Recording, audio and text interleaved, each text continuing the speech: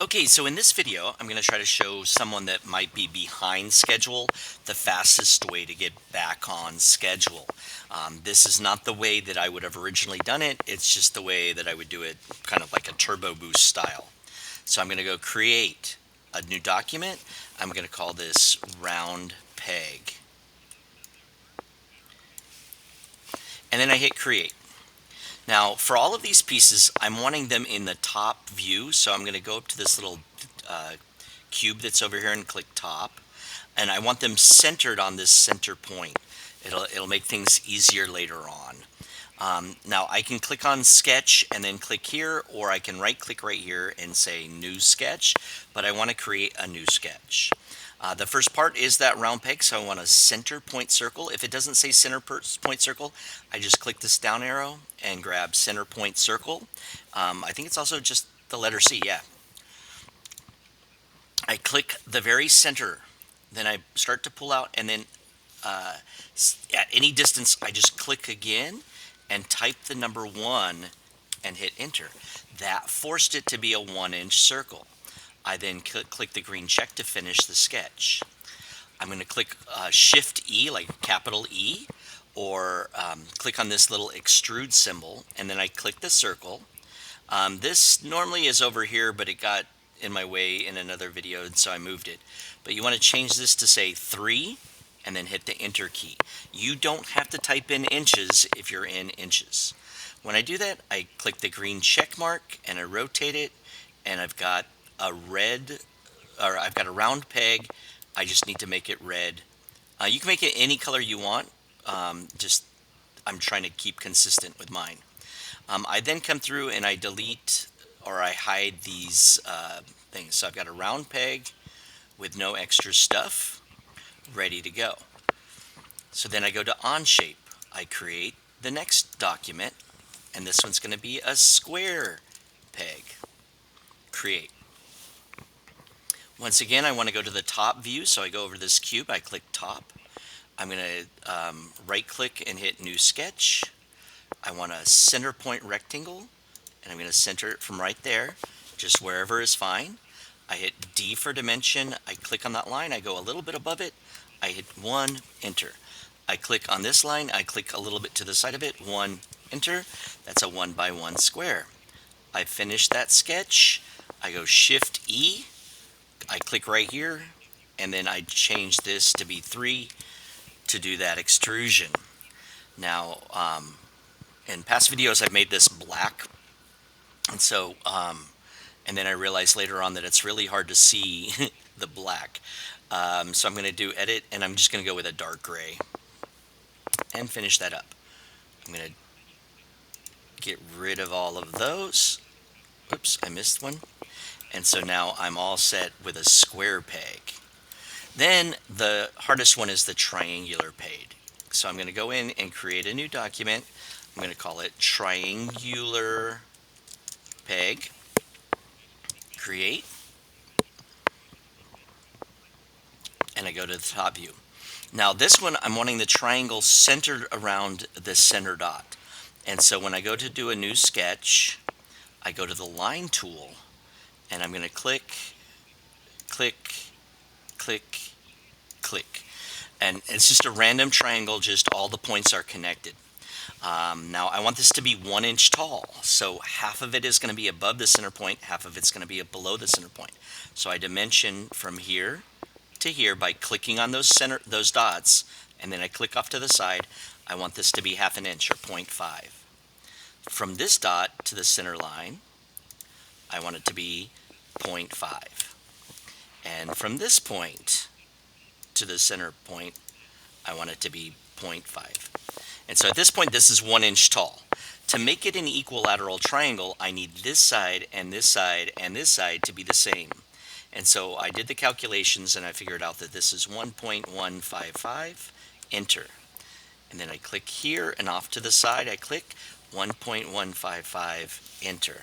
And that'll make it an equilateral triangle. I don't need to check the bottom, but when I do, it's like, it says 1.15598. It's close enough. We're good for that, so I'm going to escape out of that. Okay, And so I finished that sketch. Shift E for extrude. I click right here, and then 3, enter, green check. And then I'm going to edit the appearance. Oops, edit appearance for part 1. And this one's going to be a blue one, green check. Get rid of all of this stuff. Okay, so at this point we've created the 3 pegs that you need, and we're on to the hardest part, which is the pegboard top. So I'm going to go Onshape, create a new document, pegboard toy, create. Now originally you were supposed to do, again, a top-down view, a new sketch. You were supposed to create a giant rectangle. I'm going to center it right here. I'm going to type D for dimension, click here and here, 5.75, oops, 75, and click here, click off to the side, 3, enter. I was supposed to create a rectangle that was 5.75 by 3 with a circle and a square, and then later on we go back and put the triangle. We're going to do it all right now in this one drawing. So I'm going to do a center point circle, and I'm going to come down here. Because I made a center point rectangle, this is the middle. I don't have to worry about adjusting it from top to bottom. I just click, I type 1, enter. Now, I'm going to go ahead and do all the shapes right away. I'm going to do square. I'm going to put the square over here, again, centered. 1, enter, 1, enter. And it does that for me. And then lastly, the triangle. If I go off the bottom of the square, I already know that's 1/2 inch down. And then I go up and I can draw my triangle like that. Escape. Now, I just need to dimension from here to be 0.5. I already know it's 0.5 down there, so I don't need to dimension that. But I need this side. This was 1.155. And this side was 1.155. Oops, I missed it. 1.155. Okay, now so the triangle's centered because it's smack dab in the middle, but these guys, I gotta center them. So I'm gonna click on the center point of the circle, I'm gonna click over here, and to be centered, it's 1.25. And then from the center of the square, to the side, 1.25. And at this point, all of that is finished. I finish my sketch, and then Shift E, extrude just that part, 0.75, 3/4 of an inch. And so, boom, done.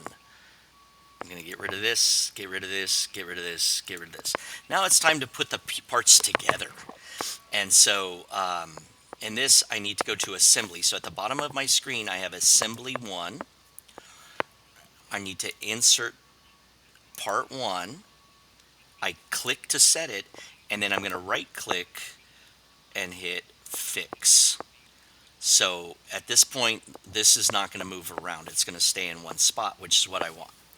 I need other documents. I'm going to click Created by Me. I'm going to bring in the round peg. It says create a version of the round peg, create. And then I'm going to select on part 1, and I'm just going to put it somewhere random for now. I click this back arrow, square peg, create a version, create, part 1, random place.